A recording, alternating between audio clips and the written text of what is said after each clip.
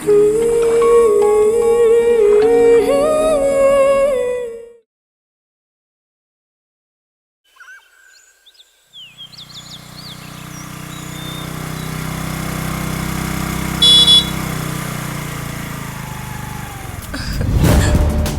ആടി, എന്തോ വലിയ സസ്പെൻസ് ഉണ്ടെന്ന് പറഞ്ഞ് വിളിച്ചു വരുത്തിയിട്ട് പെട്ടെന്ന് പറ.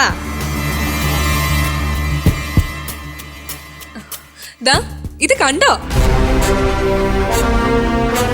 നിന്റെ പൊന്നാങ്ങളാ ആ കളക്ടർ പിശാശിന്റെ കയ്യില് ഈ അമ്പലം നടയിൽ വെച്ച് ഇട്ടുകൊടുത്ത മോതിരം. ഇതെങ്ങനെ നിന്റെ കയ്യില്? അതാണ് ദേവു. നിന്റെ ആങ്ങള അവളുടെ കയ്യിലിട്ട് കൊടുത്ത വിവാഹ മോതിരം എന്റെ കയ്യിലെത്തണമെങ്കിൽ ദേവു ആരുടെ കൂടെയാ? ഈ എന്റെ കൂടെയാ, സാക്ഷാൽ ദേവുവിന്റെ കൂടെ. നിന്നെ ഞാൻ സമ്മതിച്ചിരിക്കുന്നു. സമ്മതിച്ച മാത്രം പോരാ, നിനക്ക് എന്നോട് ഇഷ്ടമുണ്ടെങ്കിൽ നീ ഉണർന്ന് പ്രവർത്തിക്കേണ്ട സമയമായത്. നീ കാര്യം പറ. ഈ മോതിരം അവളുടെ കയ്യിൽ നിന്ന് ആരും ബലമായി ഊരി വാങ്ങിയതല്ല, അവൾ ഊരി കൊടുത്തതാ. എന്ന് വെച്ചാ നിന്റെ ആങ്ങളെ ആ കളക്ടർ പിശാശിന് ഇഷ്ടമല്ലാന്ന്. മൂട്ടിന് തീ പിടിച്ചപ്പോ അവള് വേറണ്ടു. മുന്നോട്ട് പോയാ ഒരുമിച്ച് ജീവിക്കാൻ പറ്റില്ല നമ്മൾക്ക് തോന്നിയിട്ടുണ്ടാവും. അവളുടെ അമ്മയുടെ കയ്യിൽ ഇത് ഊരി കൊടുത്തിട്ട് നിന്റെ ആങ്ങളുടെ മുഖത്ത് ഇത് വലിച്ചെറിയാൻ പറഞ്ഞിട്ടാ പോയത്. സത്യമാണോ നീ പറയുന്നേ? പിന്നല്ലാതെ ഇത് എങ്ങനെ എന്റെ കയ്യിൽ വരും?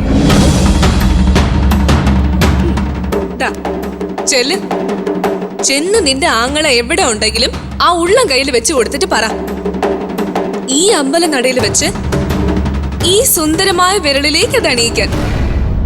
എന്നിട്ട് അധികം വൈകാതെ ഈ അമ്പലപ്പറമ്പ് മുഴുവൻ ഒരു പന്തലുണ്ടാക്കി സുരേഷ് മേനോന്റെ അന്തസ്സും പ്രൗഢിയൊക്കെ നിലനിർത്തി മന്ത്രിമാരെയും സിനിമാ താരങ്ങളെയും ഒക്കെ പങ്കെടുപ്പിച്ച് നാടിളക്കി ഒരു കല്യാണം. Sanjay MBBS vets Devu MBBS. അതെന്റെ സ്വപ്നം.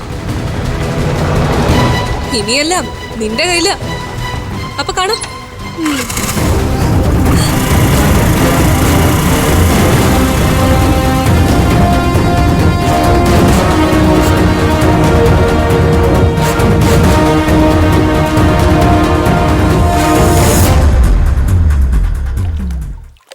എങ്ങനെയുണ്ട് ഹോട്ടൽ ജീവിതം?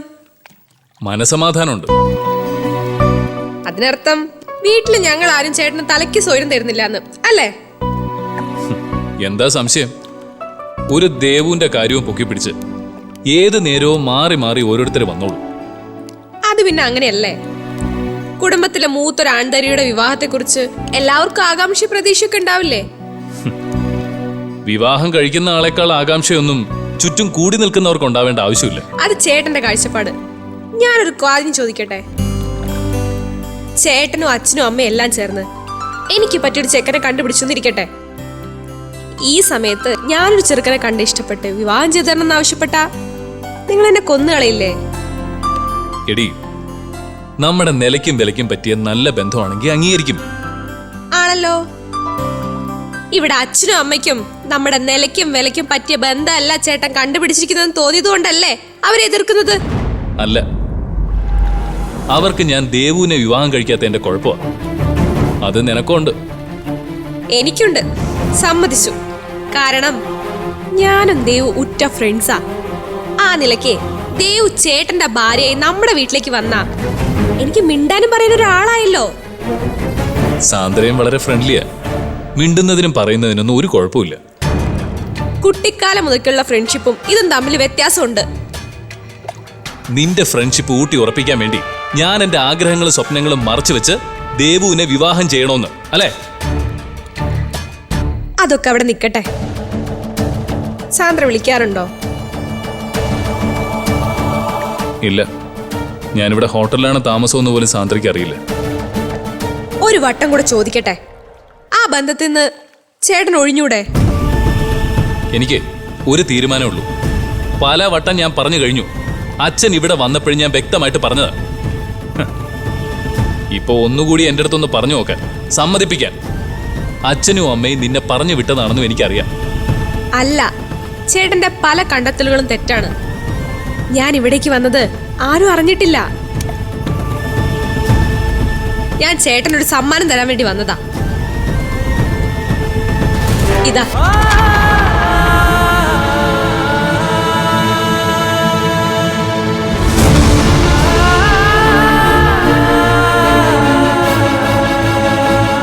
ഇതാ പറഞ്ഞത് ചേട്ടന്റെ എല്ലാ കണ്ടെത്തലുകളും തെറ്റാണെന്ന്. എടി സത്യം പറ, ഇതെങ്ങനെ കിട്ടി നിനക്ക്? ഞങ്ങള് പോയി സാന്ദ്രയിൽ നിന്ന് ബലം പ്രയോഗിച്ച് ഊരിക്കൊണ്ടുവന്നതൊന്നും അല്ല. സാന്ദ്ര കൊടുത്തയച്ചതാ. സാന്ദ്രയ്ക്ക് കുറച്ചു ദിവസങ്ങൾക്ക് മുമ്പ് മാത്രം കണ്ട ചേട്ടനെ മറക്കാൻ അധികം സമയമൊന്നും വേണ്ട. എന്നാ ഒരുപാട് നാളായി അടുത്തിടപഴകുന്ന ചേട്ടനെ മറക്കാൻ ദേവുന് ഒരുപാട് നാളെടുക്കും. അതാണ് ദേവു സാന്ദ്രയും തമ്മിലുള്ള വ്യത്യാസം. സാന്ദ്രയുടെ അമ്മ കണിശായി പറഞ്ഞു ചേട്ടനുമായിട്ടുള്ള വിവാഹം പാടില്ലെന്ന്. ആദ്യമൊക്കെ വാദിച്ചു നോക്കിയെങ്കിലും സ്വന്തം അമ്മയേക്കാൾ വലുതല്ലായിരുന്നു സാന്ദ്രയ്ക്ക് ഡോക്ടർ സഞ്ജയ്. സാന്ദ്ര അമ്മയ്ക്ക് വാക്കുകൊടുത്തു, ഇനി ഈ ബന്ധത്തിന് ഒരുങ്ങിത്തിരിക്കില്ലാന്ന്. പ്രണയമെന്നും പെണ്ണെന്നും പറയുന്നത് ഇത്രയേ ഉള്ളൂ. പ്രേമിക്കാം, അത് പക്ഷെ സ്വന്തമാക്കാൻ കഴിയുന്ന ഉത്തമ വിശ്വാസത്തിലായിരിക്കരുത്. ഞാനടക്കമുള്ള പെൺകുട്ടികളുടെ മനസ്സ് മാറാൻ ഒരു നിമിഷം മതി. ഇപ്പൊ ആരാ ജയിച്ചത്? വീട്ടുകാർ കണ്ടെത്തിയ പെണ്ണിനെ തള്ളി മറ്റൊരു പെണ്ണിനെ വിവാഹം കഴിക്കാൻ വീട്ടുകാരോട് കലഹിച്ച് ഹോട്ടലിൽ വന്ന് താമസിക്കുന്ന ചേട്ടനോ? അതോ അമ്മയുടെ വാക്കനുസരിക്കാൻ വേണ്ടി കൈ മോതിരിട്ട് തന്ന ചേട്ടനെ വേണ്ടാന്ന് വെച്ച സബ് കളക്ടർ സാന്ദ്രയോ? എന്റെ കാഴ്ചപ്പാടിൽ ജയിച്ചത് സാന്ദ്രയാ. കാരണം സാന്ദ്ര പെറ്റമ്മയ്ക്ക് വേണ്ടി ആ ത്യാഗം ചെയ്തത്. ചേട്ടനാവട്ടെ സ്നേഹിച്ച പെണ്ണിന് വേണ്ടി. ആര് ജയിച്ചാലും ശരി തോറ്റാലും ശരി, ഞാൻ എടുത്ത തീരുമാനത്തിൽ നിന്ന് ഞാൻ പിന്മാറില്ല. നിങ്ങൾക്കൊക്കെ വലിയ സന്തോഷമായല്ലോ അല്ലേ? പക്ഷെ ഞാൻ പറയുന്നു, സാന്ദ്രയെ ഞാൻ വിവാഹം കഴിച്ചില്ലെങ്കിലും ദേവുവിനെ എന്റെ ജീവിതത്തിലേക്ക് ഞാൻ ക്ഷണിക്കില്ല.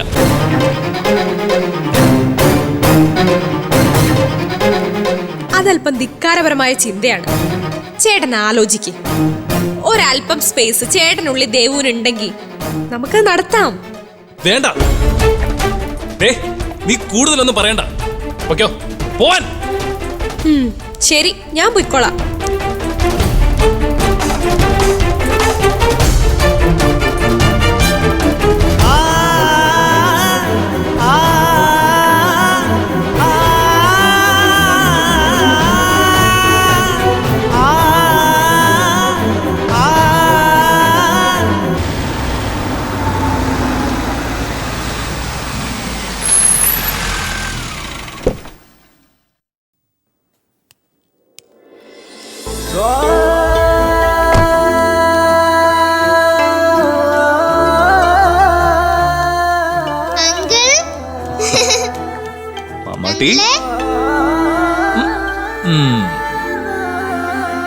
അങ്കിളിന് വിഷമായോ? ഏയ്, ഒരു വിഷമമില്ല. ഉണ്ടെങ്കിൽ തന്നെ എന്റെ മാമാട്ടിക്കുട്ടിയെ എന്നും കാണാൻ കഴിയില്ലല്ലോ എന്ന് വിഷമേ ഉള്ളൂ. അപ്പോ അമ്മയെ കാണാൻ കഴിയാത്തതിൽ സങ്കടമില്ലേ? അമ്മ വലിയ ആളല്ലേ, കുട്ടികളെ സ്നേഹിക്കാനല്ലേ എല്ലാവർക്കും ഇഷ്ടം. അതും മാമാട്ടിയെ പോലുള്ള കുട്ടികളെ. അതുകൊണ്ടാ മോളുടെ അമ്മ മോളെ പൊന്നു പോലെ കൊണ്ടു നടക്കുന്നത്. അമ്മമ്മ പറഞ്ഞിട്ട് അമ്മ മോതിരം ഊരിയത്. അങ്ങനെ വേണം. അമ്മമാര് കഴിഞ്ഞിട്ടേ മക്കൾക്ക് വേറെ ആരുള്ളൂ. അമ്മമാരും അങ്ങനെ തന്നെയാ. മക്കള് കഴിഞ്ഞിട്ടേ ഭർത്താവിന് പോലും സ്ഥാനമുള്ളൂ. മോളുടെ അമ്മയോട് അങ്കിളിനെ മറക്കാൻ പറഞ്ഞപ്പോ അമ്മ തയ്യാറായി. ആ സ്ഥാനത്ത് മാമാട്ടിയെ മറക്കാൻ പറഞ്ഞ മറക്കോ? അതാണ് അമ്മയും കുഞ്ഞും തമ്മിലുള്ള ബന്ധം. അമ്മേ,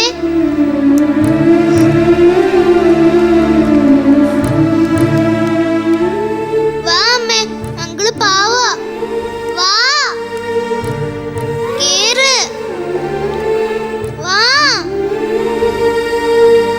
അമ്മേ, ഞാൻ പോയി കളിച്ചോട്ടെ.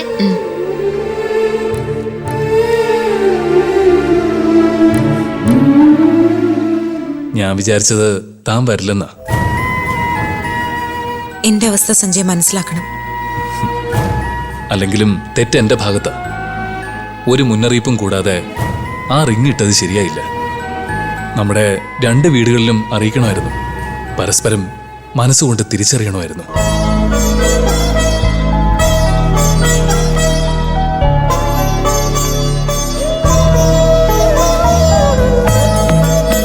ഞാനൊരു സത്യം പറയട്ടെ.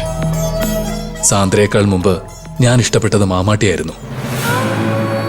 ആ ഇഷ്ടം അമ്മയിലേക്ക് മാറി.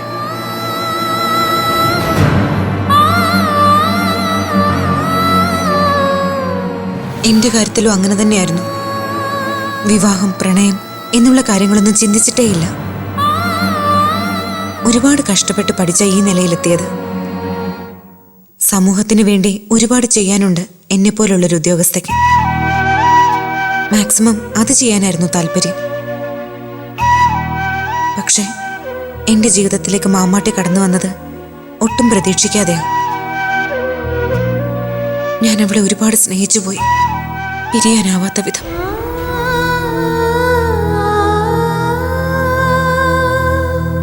ഒരു സ്ത്രീയായ എനിക്ക് ഒരു പെൺകുട്ടിയെ ഒറ്റയ്ക്ക് ഈ സമൂഹത്തിൽ വളർത്തി വലുതാക്കാൻ കഴിയില്ലെന്നുള്ള സത്യം വളരെ വൈകിയാണ് ഞാൻ മനസ്സിലാക്കിയത്.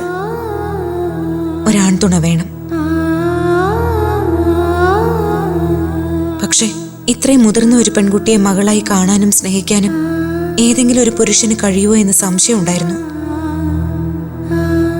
അപ്പോഴാ സഞ്ജയ്ക്ക് എന്റെ മാമാട്ടിയോടുള്ള ഇഷ്ടം ഞാൻ മനസ്സിലാക്കിയത്. അതിതുവരെ കൊണ്ടെത്തിച്ചു. പക്ഷേ സാഹചര്യങ്ങൾ അനുവദിക്കുന്നില്ല. എന്നോട് പൊറുക്കണം സഞ്ജയ്. സാന്ദ്രയുമായിട്ടുള്ള ബന്ധം അറിഞ്ഞ് എനിക്ക് വീട്ടിൽ നിന്ന് ഇറങ്ങേണ്ടി വന്നു. എന്റെ അച്ഛൻ ഞാൻ മകനല്ലെന്ന് വരെ പറഞ്ഞു. നയനയെ ഇത് കൊണ്ടുവന്നത്. ഒരു പുരുഷൻ ഇഷ്ടപ്പെട്ട പെണ്ണിന് ആദ്യമായിട്ട് നൽകിയ സമ്മാനം തിരിച്ചു കിട്ടുമ്പോ അത് പ്രകൃതിക്കുള്ളതാ.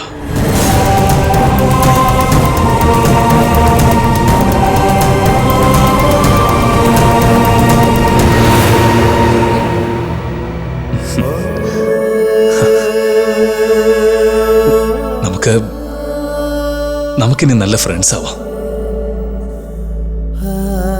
വല്ലപ്പോഴും മാമാട്ടി ഒന്ന് കാണാനും അവൾക്ക് വേണ്ടി എന്തെങ്കിലുമൊക്കെ ഒന്ന് ചെയ്യാനും എന്നെ അനുവദിക്കണം.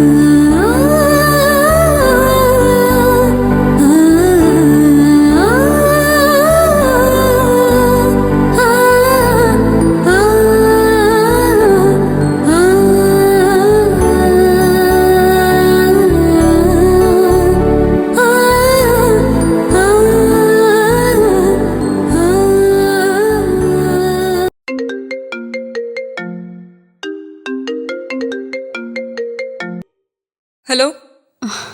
ഹലോ, നിനക്കെന്നോട് പിണക്കായിരിക്കുമെന്ന് എനിക്കറിയാം. സത്യത്തിൽ ഡോക്ടറുമായിട്ടുള്ള വിവാഹം നീയായിട്ടാണല്ലോ നിശ്ചയിച്ചിരുന്നത്. ഡോക്ടർക്ക് നിന്നെക്കാളും ഇഷ്ടം എന്റെ ചേച്ചിയോടായി പോയതിന് ഞാൻ എന്ത് പിഴച്ചു? ഇഷ്ടം മറ്റൊരാളെ വിവാഹം നിശ്ചയിച്ച ഒരാളെ ആഗ്രഹിച്ച നിന്റെ ചേച്ചിക്കുള്ള പണി ദൈവം കൊടുത്തോളും. ഇനി ഇതിന്റെ പേരില് ആ കുടുംബത്തിന്ന് നീ പോലും എന്നെ വിളിച്ചു പോരുത്. ഞാൻ എന്താ ചെയ്യുന്നെന്ന് എനിക്ക് പോലും അറിയില്ല. നീ എന്നോട് എന്തിനാ ഇതൊക്കെ പറയുന്നേ? എനിക്കിതിൽ യാതൊരു പങ്കുമില്ല. പിന്നെ ഞാൻ നിന്നെ വിളിച്ചതേ ഹൗസ് സർജൻസിക്കായി ഞാൻ ബാംഗ്ലൂരേക്ക് പോവാം. അത് കഴിഞ്ഞാ നിനക്കറിയാലോ ഞാനും മാത്യുവുമായുള്ള ബന്ധം. ഞങ്ങൾ അവിടെ അങ്ങ് സെറ്റിൽഡ് ആവും. ലക്ഷ്മിപ്രിയ എല്ലാ സഹായങ്ങളും വാഗ്ദാനം ചെയ്തിട്ടുണ്ട്. ഞാൻ നിന്നെ പിന്നീട് വിളിച്ചോളാം.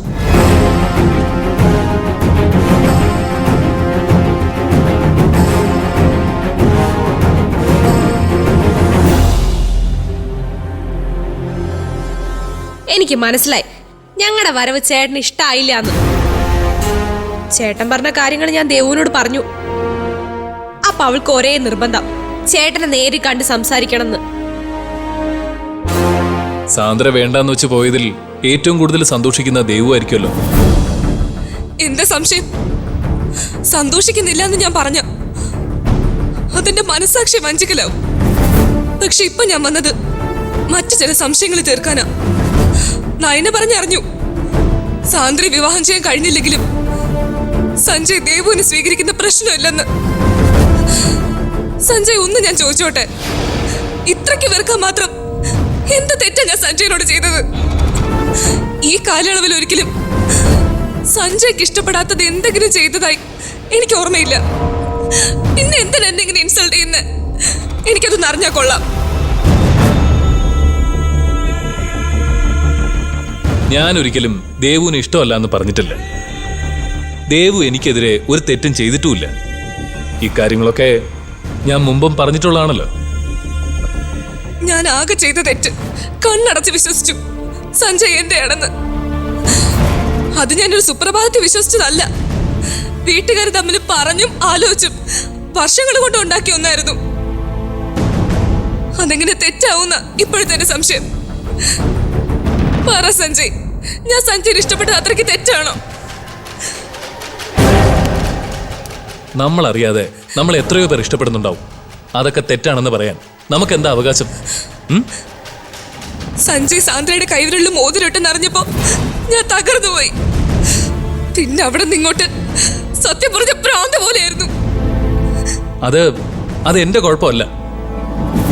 ഞാൻ ഒരു വട്ടം കൂടി ചോദിച്ചോട്ടെ, ഞാനും നമ്മുടെ രണ്ട് വീട്ടുകാരും ആഗ്രഹിക്കുന്നത് സഞ്ജയ് ഞാനും തമ്മിൽ വിവാഹം കഴിക്കണമെന്ന. സാന്ദ്ര ഈ ബന്ധം വേണ്ടെന്ന് വെച്ച സ്ഥിതിക്ക് നമുക്ക് ആ വഴി സ്വീകരിച്ചൂടെ? എനിക്ക് ഞാൻ അന്ന് പറഞ്ഞ വാക്കുകൾ മാത്രം ആവർത്തിക്കാനേ ആഗ്രഹിക്കുന്നുള്ളൂ. എന്റെ മനസ്സിലെ ഭാര്യയുടെ രൂപം, സ്വഭാവം, അതൊന്നും ദേവുവുമായി മാച്ച് ചെയ്യുന്നില്ല. മനസ്സിലായി. ഇത്ര ഉറപ്പിച്ച് പറയുന്നത് എന്തുകൊണ്ടാണെന്ന്. മനസ്സ് മാറി സാന്ദ്ര തിരിച്ചെത്തുന്നുള്ള ഉത്തമ വിശ്വാസം കൊണ്ടല്ലേ? ഈശ്വര നിശ്ചയം ഒരു പക്ഷെ അങ്ങനെയും ആയിരിക്കാം. ഒരിക്കലും ഉണ്ടാവില്ല. ഇനി സാന്ദ്ര സഞ്ജയുടെ ലൈഫിൽ ഉണ്ടാവില്ല. അക്കാര്യത്തിൽ നിനക്കെന്താ ഇത്ര ഉറപ്പ്? ഉറപ്പുണ്ട്. ഈശ്വര നിശ്ചയം നമ്മൾ തമ്മിൽ വിവാഹം ചെയ്യണമെന്ന. അത് നടക്കും. സഞ്ജയ് നോക്കിക്കോ, ഞാൻ കാത്തിരിക്കും. ദേവു, ദേവു നിക്ക്. ദേവു, ദേവു നിക്ക്.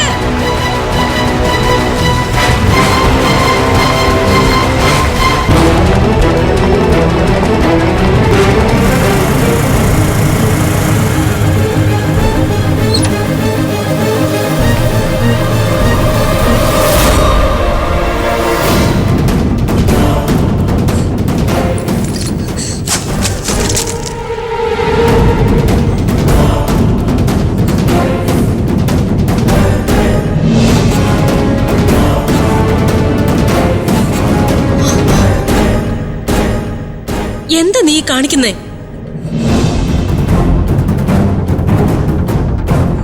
എന്താ എന്നോട് പറ. എന്നെ പരിഹസിച്ചു. ഞാൻ അവരെ എത്ര സ്നേഹിക്കുന്നുണ്ടെന്ന് തിരിച്ചറിയാതെ അവനെ പുല്ല് പോലെ ഒഴിവാക്കിയ അവൾ, ആ സാന്ദ്ര എപ്പോഴും അവന്റെ മനസ്സില്. ഞാൻ കെഞ്ചി പറഞ്ഞു, എന്നിട്ട് ചെവി കൊണ്ടില്ല. ഞാൻ അവന്റെ സങ്കല്പത്തിൽപ്പെടുന്ന ഭാര്യയല്ല അത്രേ. അവൻ കെട്ടുന്നെങ്കിൽ അവളെ മാത്രമേ കെട്ടുള്ളൂ. മോളെ, നീ ഒന്ന് സമാധാനപ്പെട്. ഞാൻ ഏട്ടനുമായിട്ടൊന്ന് സംസാരിക്കട്ടെ. തീരുമാനം ഉണ്ടാക്കാം നമുക്ക്. വേണ്ട, തുമ്മുമ്പ് തെറിക്കുന്ന മൂക്കാണെങ്കിൽ അതങ്ങ് പോട്ടെ. ഇത്രയൊക്കെ ഇൻസൾട്ട് ചെയ്തിട്ടും അമ്മയ്ക്കും മോൾക്കും ഒരു നാണമില്ലല്ലോ. സുരേഷ് മേനോന്റെ മകൾക്ക് അവനേക്കാൾ യോഗ്യരായ ആണുങ്ങളെ കിട്ടും. സാന്ദ്ര ഒഴിവാക്കിയെങ്കിൽ ഒഴിവാക്കിയത് തന്നെ. അവൾക്ക് വാക്ക് ഒന്നേ ഉള്ളൂ. അതിത്ര കൃത്യമായി നിങ്ങൾക്ക് എങ്ങനെ അറിയാം? നീ തുരുമ്പിൽ കയറി പിടിക്കല്ലേ. നിന്റെ ആംഗ്ലയുടെ മോനെ എന്റെ മോൾക്ക് ഇനി ആവശ്യമില്ല. മിടുക്കന്മാരായ IAS-കാരെയോ ഡോക്ടർമാരെയോ ഞാൻ കണ്ടെത്തി തരും എന്റെ മോൾക്ക്. അതിന്റെ ആവശ്യമില്ല അച്ഛ. അവൻ അവളെ വേണമെന്നുള്ള വാശി പോലെ എനിക്ക് അവന് വേണമെന്നുള്ളതൊരു വാശിയാ. അച്ഛ സാന്ദ്രയുടെ വാശിയെ കുറിച്ച് പറഞ്ഞില്ലേ, അതുപോലെ എനിക്കും ഉണ്ട് വാശി. ഒന്നുമില്ലെങ്കിലും ഞാൻ പിടിവാശിക്കാരനായ സുരേഷ് മേനോന്റെ മോളാ. നേടിയെടുക്കും അവനെ ഞാൻ. എന്റെ വ്യക്തിത്വത്തിന് വിലയിടാത്ത അവനെ ഞാൻ വിടില്ല. അവളെ കൊന്നിട്ടായാലും ഞാൻ നേടിയെടുക്കും.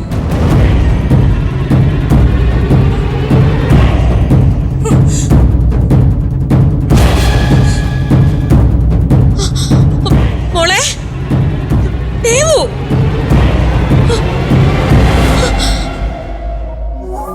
ദേ കേട്ടല്ലോ അവള് പറഞ്ഞത്. ഇനി ഇവിടെ എന്തൊക്കെ നടക്കുവാവോ? അനുഭവിക്കേ. എടീ, സഞ്ജയുടെ കാര്യത്തിൽ അവളെ പാലൂട്ടിയപ്പോഴേ ഞാൻ പറഞ്ഞതാ വേണ്ട വേണ്ടാന്ന്. അനുഭവിച്ചോ?